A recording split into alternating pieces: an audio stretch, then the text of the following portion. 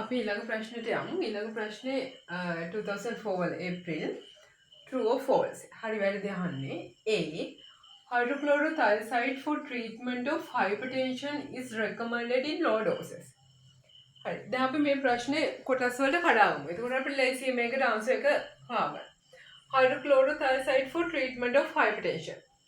එතකොට hydrochlorothiazide hypertension වලට treat කරන්න use කරනද ඒක හරි. So hydrochlorothiazide is a thiazide type thiazide diuretic. Hydrochlorothiazide කියලා කියන්නේ thiazide diuretic එකක් අපි use කරන hypertension වලට ඒක හරි. Is recommended in low doses. Low doses වලින්ද ඔන්න තමයි ප්‍රශ්නේ තියෙන්නේ. හරි? ඒක හරි. අපි දන්නවා for hypertension hydrochlorothiazide low doses are given. That means from 25 milligram to 50 milligram. And for heart failure,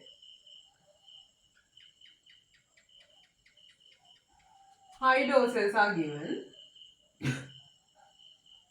That means from 50 milligram to 100 milligram. ඉතින් අපි theory වලදී කතා කරාම එක hydrochlorothiazide කියලා කියන්නේ thiazide type diuretic එකක් hypertension වලට සහ ඒකේ indications දෙකක් තියෙනවා. එකක් hypertension අනිත් එක heart failure. ඒතර hypertension වලට අපි use කරන්නේ low doses and for heart failure we use high doses. ඒතර මේකේ කියන්නේ HCT hypertension වලට use කරනවලු low doses වල. So that's true. ඒ ප්‍රශ්නේ එතකොට හරි. B. Furosemide is not effective as a diuretic in heart failure. Furosemide කියන්නේ diuretic එකක් ඒක හරි in heart failure. දැන් මොකක්ද අපි මේ diuretics අපි use කරන එකේ මොනවද අපේ තියෙන goals? අපේ අරමුණු. එකක් තමයි අපි diuretic use කරන්නේ to increase urine output. Thereby we can reduce the fluid content in our body.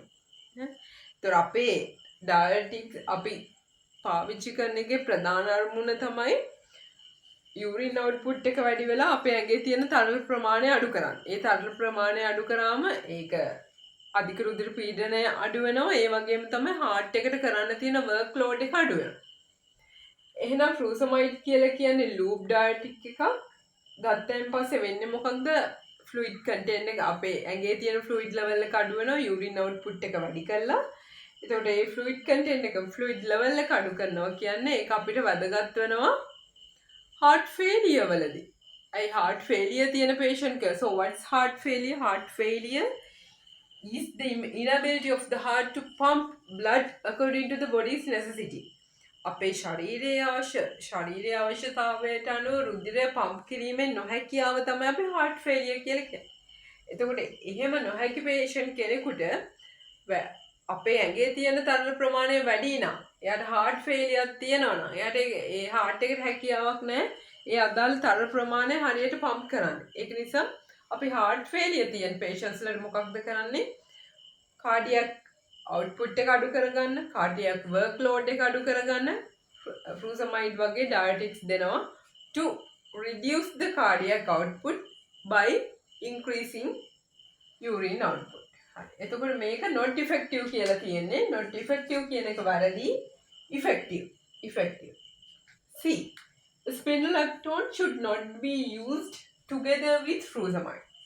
So spironolactone furosemide දෙක එකට combine කරලා දෙන්න නැහැ කියලා කියනවා. prescriptions වල බලනවල ගොඩක් දැකලා ඇති. Lasix ගන්න patients ලට spironolactone දෙනවා. ස්පිලර් දෙනවා. දෙන්නේ නැත්තේ නෑ. කම්බයින් කරලා දෙනවා. අපි තියරි වලදී කතා කරා ඒකට හේතුව. furosemide කියලා කියන්නේ it's a loop diuretic, it's a potent diuretic. Potent loop diuretic එකක්. ඒ කියන්නේ මොකක්ද? potent means high efficacy. එතකොට කාර්යක්ෂමතාවය වැඩි. potent කියලා කියන්නේ ප්‍රබල diuretic එකක් තමයි furosemide කියලා කියන්නේ. ඉතින් අපි දැන් furosemide ගන්නකොට මොකක්ද වෙන්නේ?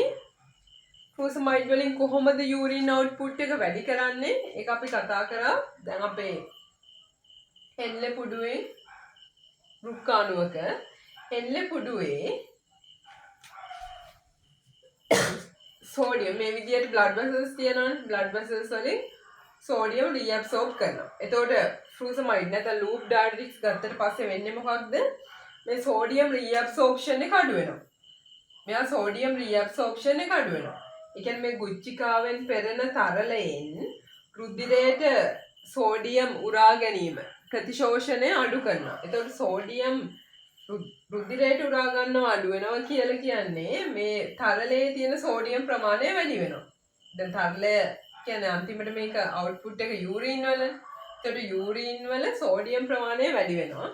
sodium ප්‍රමාණය වැඩි වෙනවා කියන්නේ අපි දන්නවා ජල ප්‍රතිශතය වැඩි වෙනවා. එතකොට urine output එක වැඩි වෙනවා. හරිද? ඒ වගේම තමයි sodium ප්‍රමාණය වැඩි වෙනවා වගේම මේකේ තියෙන potassium සාන්ද්‍රණයත් වැඩි. හරිද? ඒක potassium සාන්ද්‍රණය වැඩි කියන්නේ urine වල තියෙන potassium ප්‍රමාණය වැඩි. එහෙනම් potassium excretion වැඩි. potassium බහිස්රාවය වැඩි. ඊට අපි කතා කරා potassium sparing diuretics අරුණහම ඉතුරු හැම diuretic එකක් ගත්තට පස්සෙම potassium loss එකක් තමයි වෙන්නේ. එහෙනම් spironolactone කියලා කියන්නේ මොකක්ද? potassium sparing diuretic එක. එතකොට අපිට තියෙන එකම potassium රඳවල තියා ගැනීමේ diuretic එක තමයි spironolactone කියලා කියන්නේ, aldactone කියලා කියන්නේ. එතකොට අපේ දැන් furosemide ගන්නකොට potassium loss එකක් වෙනවා.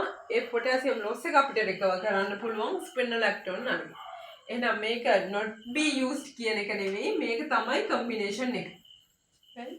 ගොඩක් වෙලාවට furosemide spironolactone එක combine කරලා දෙන්නේ to recover the potassium loss එක. potassium loss එක recover කරගන්න. ඒතකොට මේ ප්‍රශ්නේ උත්තරේ වැරදි. D. furosemide is a low efficacy diuretic. අපි දැන් ඉස්සර වෙලා කතා කරා. furosemide කියන්නේ low efficacy diuretic එකක් නෙමෙයි. low efficacy diuretic එකක් තමයි මේ spironolactone. aldactone, hydrochlorothiazide ඕවා තමයි low efficacy diuretics වෙන්නේ. furosemide කියන්නේ high efficacy diuretic එක. high efficacy මේකට කියන තනි වචන තමයි potent diuretic එක. එතකොට මේක වැරදි. ඊළඟ එක acetosolamide is effective in reducing intraocular pressure in glaucoma. අපි දන්නවා acetosolamide ඒක අයිති වෙන්නේ carbonic anhydrase inhibitors කියන diuretic group එකට. එතකොට මේ acetosolamide use කරන්නේ glaucoma තියෙන patients වලට. ඒ කියන්නේ eye pressure වැඩි patients වලට. එතකොට කොහොමද අපි කතා කරා theory වලදී කොහොමද eye pressure එන්නේ? ඇහැ ඇතුලේ තියෙන තරලයක් ඒක අපි කියන aqueous humor. මෙන්න මේ aqueous humor production වැඩි වෙනවා උනාම තමයි glaucoma එන්නේ. එතකොට acetosolamide ගත්තට පස්සේ වෙන්නේ මොකක්ද? මෙන්න මේ තරලයේ නිෂ්පාදනය අඩු කරනවා. reduce කරනවා aqueous humor එක හැදෙන ප්‍රමාණය අඩු කරනවා. එතකොට ඇහැ ඇතුලේ තියෙන තරල ප්‍රමාණය අඩු වෙනවා කියන්නේ ඇහි තියෙන pressure එක අඩු වෙනවා. So acetosolamide is effective in reducing intraocular pressure in glaucoma. ඒක හරියටම හරි. බලන්න glaucoma තියෙන patients වලට acetosolamide prescribe කරනවා. ඒකෙන් කරන්නේ මොකක්ද? acetosolamide වලින් aqueous humor production අඩු කරනවා. එතකොට aqueous humor එක තමයි ඇහැ ඇතුලේ තියෙන තරලය.